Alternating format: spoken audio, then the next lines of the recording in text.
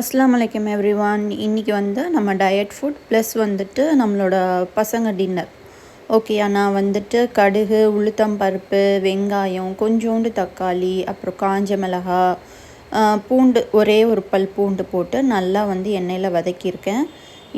நைட்டுக்கு இட்லி தான் போட்டிருக்கேன். எனக்கு பார்த்திங்கன்னா பாலில் ஜிஞ்சர் போட்டு கொதிக்க வச்சுருக்கேன்.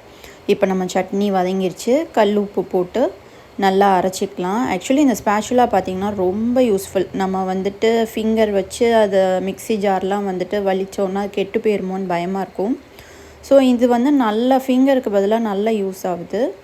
அண்ட் பார்த்திங்கன்னா சைட் பை சைடு என்னோடய டின்னர் பெப்பர் மஞ்சள் பொடி போட்டு என்னோடய வீட்டில் ரெடி பண்ண ப்ரோட்டீன் பவுடர், அப்புறம் நம்ம ஜிஞ்சர் போட்டு காய்ச்சி வச்சுருக்கோம் இல்லையா பால். இது பசும் பால், பாக்கெட் பால் கிடையாது.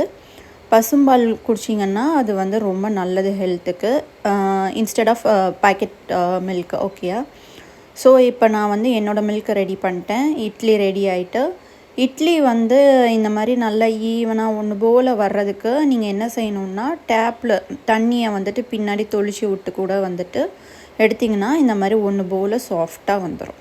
ஓகேயா, இன்றைக்குள்ள டிப்பு கரெக்டாக இருக்கா? So idli ready. And one more thing என்னென்னா, நீங்கள் இந்த மாதிரி ஸ்க்ரிப்லிங் பேட் யூஸ் பண்ணுவீங்களா? நான் மந்த்லி ப்ரொவிஷனுக்கு இந்த மாதிரி ஸ்க்ரிப்லிங் பேட் யூஸ் பண்ணுவேன்.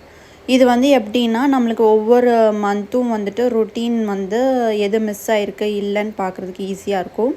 இது ஒரு 15 ரூபீஸ் தான். யூஸ்ஃபுல்லாக இருந்துச்சுன்னா வாங்கிக்கோங்க. நம்மளோட இட்லி ரெடி, சட்னியும் ரெடி, என்னோடய டின்னரும் ரெடி. ஸோ வாங்க சாப்பிட போகலாம். நீங்கள் ஹெல்த்தையும் மெயின்டைன் பண்ணணும், சேம் திங் ஃபேமிலியோட ஃபுட்டையும் கரெக்டாக மெயின்டைன் பண்ணிடுங்க. தேங்க்யூ.